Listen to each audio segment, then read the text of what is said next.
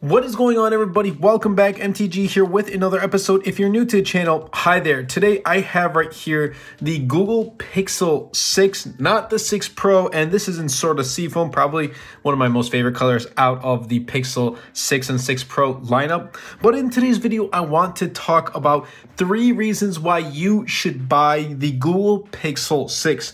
Now, I did make a video about 3 reasons why you should pick up the Google Pixel 6 Pro, and now I'm here to talk about 3 reasons why you should pick up the Pixel 6. But before I do begin, I'd really appreciate it if you can give this video a thumbs up and turn on the bell notifications, as it does help out the YouTube algorithm and will help push my content out to more people. Anyway, let's dive right in.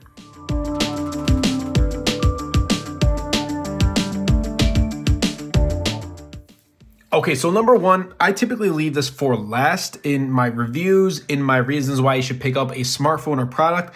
But this time it's going to be literally the first reason why you should pick up the Pixel 6, and that is price. I'm going to be putting prices right up here. But look, $599 for the Pixel 6. That is amazing, especially for what you're getting. That's why the price is so amazing, for what you're getting, the package that you get in this phone, and for the price. I was personally thinking about $699 and $999 for the Pixel 6 Pro respectively, and $699 for this one. But for $599, wow, it's just so good. Now, $599 for 128 gigs, and you get all of the colors. The only one that you get in 128 gigs, well, is kind of coral. You don't get that in 256 gigs. That's the kind of red and pink color. And you get $699 for 256 gigs for Stormy Black, and this right here, Sword Seafoam. That is if you can find them on sale. A lot of them are out of stock now, but just be sure to check out my links in the description down below of the Pixel 6. So look, for 256 gigs, you get an extra $100, $699. That is really good. And I'm going to get to why it's good, like the package that you get in this. But if we look at its competitors, I think it's really undercutting its, competitors. S21, obviously you're going to find that deals nowadays, but $799 its starting price for the S21. Wow. iPhone 13 mini, $699 for 128 gigs, and 13 comes at $799 for 128 gigs, and S21 is also at 128 gigs. And the OnePlus 9 as another competitor, $729 US pricing, 8 gigs and 128 gigs of storage. And obviously with those devices, you can find deals on them nowadays, but with their starting prices and with the starting price of the Pixel 6, it's a no-brainer. This is like literally undercutting its competitors. It's really best bang for your buck, in my opinion. Now, stellar camera, which it's another reason why, but stellar camera, super clean software. It's an overhaul of Android 12 Material You, and really Material You and Android 12 is kind of showcasing who you are. The fact that when you change your wallpaper, it also changes everything system-wide. For example, looking at my wallpaper, it's got kind of like a green tone to fit the feel of the Pixel 6. But if I go and look at the icons, they're all themed up, as well as the Google Pixel bar, or the Google search bar, and as well as my notification bar. Now, when, for example, I go to my favorite app, Backdrops, which a lot of people ask me what wallpapers I use, 99% of them come from this app called Backdrops, but I'm gonna choose this one. I'm gonna go to Set, and Set Wallpaper, do both, and let's go home. And now look at it, it changed my color icons, or my theme. It themed up my icons, as well as my Google search bar, as well as my notification tray. And it's giving me kind of this like yellow gold tint to it. If I go to, not widgets, but if I go to home settings, or let's do this wallpaper and style, I can definitely change them to a different one, like a turquoise. I can change it to a light blue. Let's do a light blue. There we go.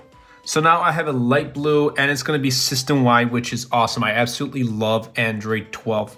And in my opinion, it has a really unique design. This is actually a really unique design. That's what I think Google personally was aiming for. They want people to say, hey, this is overhauled. This is a Pixel 6 For years, I mean, Google has been using a generic design. It wasn't really unique with their past Pixels, but I think this one really does nail it in the ballpark. I think this is an amazing design, especially in my opinion.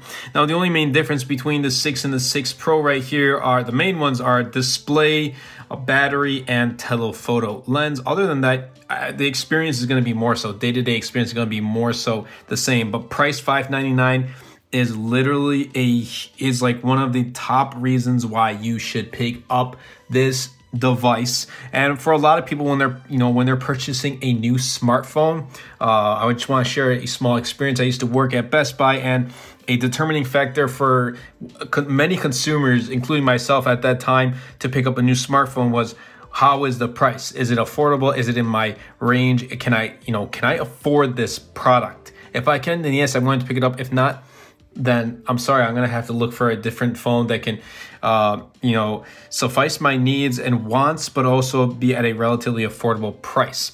But guys, $599, I think this is a no-brainer. Now, number 2 is actually gonna be design. Like I said, it's a really unique design. It's build, display, everything about it. It's got a premium build. So the front of the Pixel 6 is Gorilla Glass Victus, and the back of it is Gorilla Glass 6. Now, it does have wireless charging and reverse wireless charging, something that iPhone users just, they don't have. They don't have reverse wireless charging. I hope they do bring it. Apple does bring it to their iPhone soon. I can't show my 13 Pro Max because I'm recording up here, and right over here is the iPhone 12 mini. Goes to show you can record with your smartphone, because the best camera you have is the one in your pocket. So go ahead and start recording, start making YouTube videos, guys. Just do it. Anyway, aluminum sides, like I said, it has a matte finish, and I personally prefer this over the glossy finish on the Pixel 6 Pro. Dual speakers right down here. We got one set of speakers right here and one in the earpiece.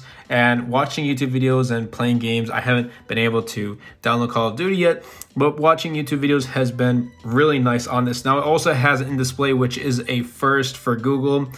And while I do kind of miss the physical fingerprint sensor because my finger kind of rests there, it's all right. I mean, I'm used to using in-display fingerprint sensors as well, so that is a huge plus. And in-display fingerprint sensors, at first they were kind of like a premium feature, but they are becoming more and more mid-range and lower end, and we can kind of put this in the high mid-range category. It's not a flagship, but it's also not mid-range. It's like a mid-range premium kind of. I really dig this design. And now display-wise, it has a 6.4-inch Full HD 90 Hertz. Now, it's not LTPO, so it can't drop to 10 Hertz. It can't do all of that stuff. But for this Full HD 90 Hertz display, it's super crisp. It's really good. I've been using it for about 2-3 days now, and using it outdoors when there's direct sunlight. It's been great using it indoors. Obviously, it's super crisp. And it's not Quad HD, but at this point, I literally don't care. If a phone doesn't have Quad HD or 4K, I'm totally fine with it. As long, Full HD is perfectly fine. I think it performs really great. And switching from this to the Pixel 6 Pro, I don't really tend to notice 90 Hertz and 120 Hertz too much. I don't think that's a big deal breaker. You definitely notice when you switch from 60 to 90 Hertz. So for me, I think this display is really good, especially when I've been watching a bunch of YouTube videos lately. And also, it has its inbuilt silicon. This is the first for Google. They finally went ahead and created their inbuilt silicon, Google Tensor. So it's really, Google now can control both the hardware and the software. They can optimize just like, Apple does. Optimize for both hardware and software, and it can really work well with computization, photography, video translation, and that's what they're aiming at. A live translation for this is going to be amazing. This actually just popped up to my mind. I was just reading a couple of tweets of, if this performs really well with live translation, I can literally go ahead and kind of live translate my voiceovers in Google Docs instead of writing it, because I'm not a big fan of typing. So I might as well actually go ahead, and that's where Google Tensor plays a huge role. It's going to help with that. Now, obviously, it's the first generation. We might see improvements in the coming years, but it's a really nice step that Google has taken to build their own silicon and optimize both with software and with hardware. Overall, this design, build, display, everything about it, the ins and outs, Google has really gone all in with the Pixel 6, and it's a reason to pick up this device. Okay, and number 3 is going to be the camera setup. Now, it's almost the same as the Pixel 6 Pro, but there are just a couple differences. It doesn't have the telephoto lens like the 6 Pro, but it has the same main 50 megapixel camera. It's a Pixel, guys. It performs really well. So now they got updated hardware, and obviously with their amazing computational photography. Man, I'm going to be putting up some sample photos right about now, but it's really great. Now, it also has an ultra wide, which comes at 114 degrees. And obviously, the larger your degree size, the more you can capture in your photo, whatever it is. If you want to capture more trees or more city or more buildings or whatever it is, the larger that degree is, which I think 114 is the sweet spot. Now, it also debuted with Magic Eraser mode and since then, you are now able to get it on older Pixel devices. You just need to go ahead and update your Google Photos app to the latest software. I'm not sure if this will work with other Android devices at the time of this recording, but as of right now, all I know is that it can work with older Pixel devices. I will be obviously going ahead and trying that out as well. It also has video 4K 60 frames per second in HDR, and that's where Google Tensor is going to play a role. It's going to help with that computational videography with Google Tensor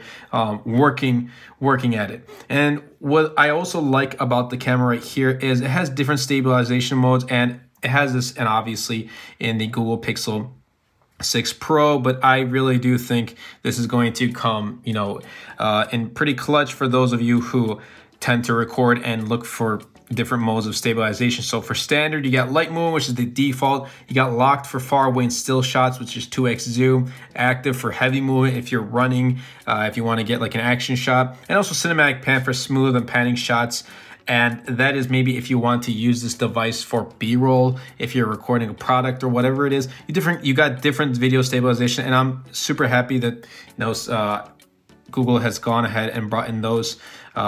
I personally just noticed these in the Pixel 6 and 6 Pro. They might have had them before, but this just popped up, this just came up to me as of right now. I also do like how it has different, motion for action pan and long exposure. Now, it also does have this on the Pixel 6 Pro. So I'm really glad that because if you want to get like a long exposure, you kind of had to, go through photo editing and this and that. It would take an extra step or two, but this one, the fact that it can just read exactly what's in motion, kind of blur that in the background, it's really cool what Google is doing. And that really does come down to Google Tensor. In fact, let me go ahead and, take a photo of, let's do this. Right here, my Apple Wallet. I just really like the quality that you can get from Pixel devices, from Pixel cameras. You can't really go wrong. Now, if you want to compare with iPhones, that's a different story. Then that's for a different video. But especially for stills, I think Pixel camera is still the way to go. But there's a huge upgrade when you compare this with past Pixel devices. Anyway, that about wraps up this video. I hope you guys did enjoy. If you did, like I said, be sure to Superman that like button, comment down below, and best of all, share this video because it really does help out the channel a lot. It helps push my content out to more people, and you guys make my dream become a reality. If it weren't for you guys, I don't know. You guys make everything happen on this channel, picking up these devices, working with different brands and companies.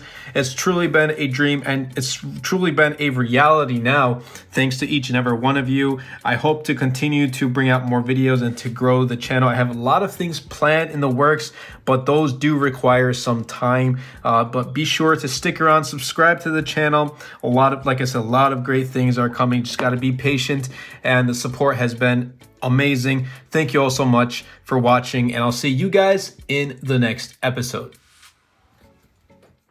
Anyway, everybody, I hope you guys did enjoy this video. If you did, be sure to Superman that like button, comment down below, because with the more interactions we get on this video, not only helps the video and the channel, but also pushes the video out to more viewers. And best of all, Superman that subscribe button. Until next time, everybody, and until next video, this is MTG.